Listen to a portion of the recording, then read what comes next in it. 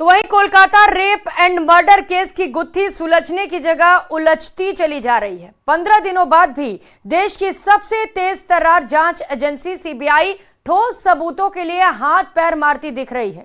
CBI झूठ पकड़ने वाली मशीन से सच पता लगाने में जुटी है, जिससे इनके बयानों में जो विरोधाभास है वो क्लियर हो सके। इस बीच देश सवाल पूछ रहा है कि कोलकाता फाइल्स की क्लोजर रिपोर्ट आखिर कब आएगी।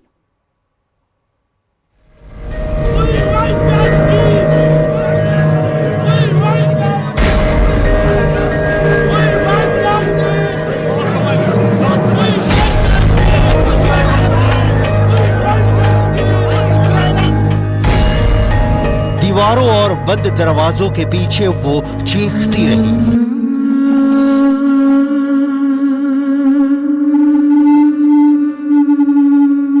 रहम की भीख मांगती रही, आखिरी सांसों तक लड़ती रही।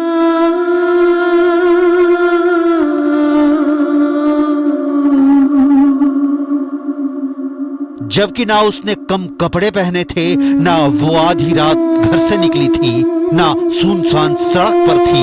उसकी तो गर्दन में जान बचाने वाला आला था।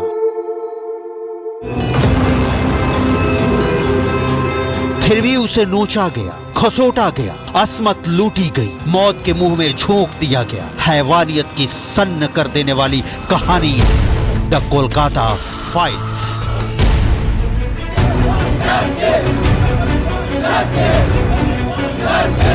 देश उबल रहा है, देश सवाल पूछ रहा है, देश इंसाफ मांग रहा है। डॉक्टर बिटिया का बलात्कारी कौन? डॉक्टर बिटिया का कातिल कौन? डॉक्टर बिटिया की रूह को कब मिलेगा सुकून?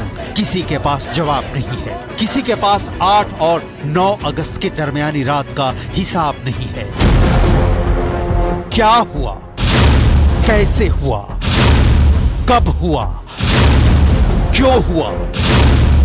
किसने किया? कौन कौन शामिल?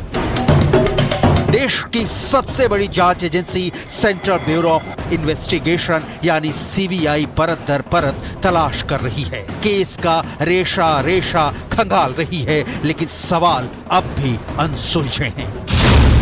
15 दिन बाद कितने मिले सबूत? कितने मिले गवाह? कितने दूर रह गए हैं कानून के हाथ? डॉक्टर बिटिया को कब मिलेगा इंसाफ? The Kolkata files. Kolkata case की डिटेल दिखाने से पहले पीड़िता के पिता ने क्या कहा, सुनिए। आपको लगता है कि कहीं ना कहीं अस्पताल प्रशासन ने एक बड़ी चूक की है? पहले से तो हमको अस्पताल के जो डिपार्टमेंट जो है जिसका पास मेरा लड़की को भेजा था वो ऑन ड्यूटी में था।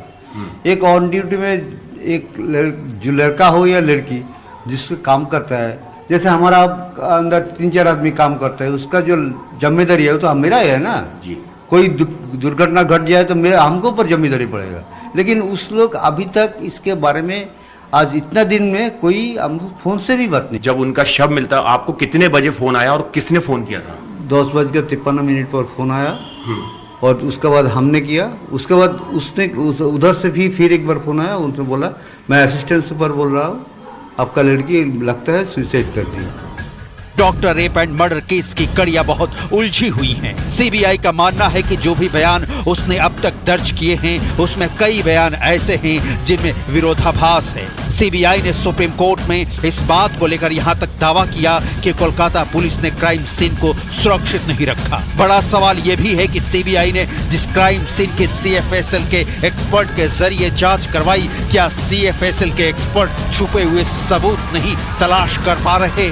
पूर्व प्रिंसिपल संदीप घोष से लगातार पूछताछ करने के बाद पॉलीग्राफी में जो सवाल पूछे जा रहे हैं वो इसी से संबंधित हैं। आज जो हुआ, आपको वारदात की खबर किसने दी? सेमिनार हॉल के पास मरम्मत क्यों कराया?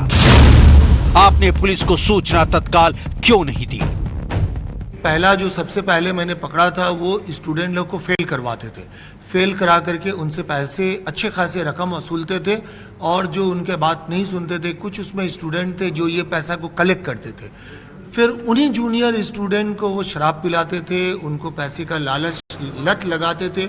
इसके अलावा बहुत सारा बेआईनी काम, जैसे बॉडी का लेके, जैसे डेड बॉडी का लेके तस्करी करना, जैसे बायोमेडिकल वेस्ट का मैंने बताया था, इसको भी मैंने एक्सपोज किया था।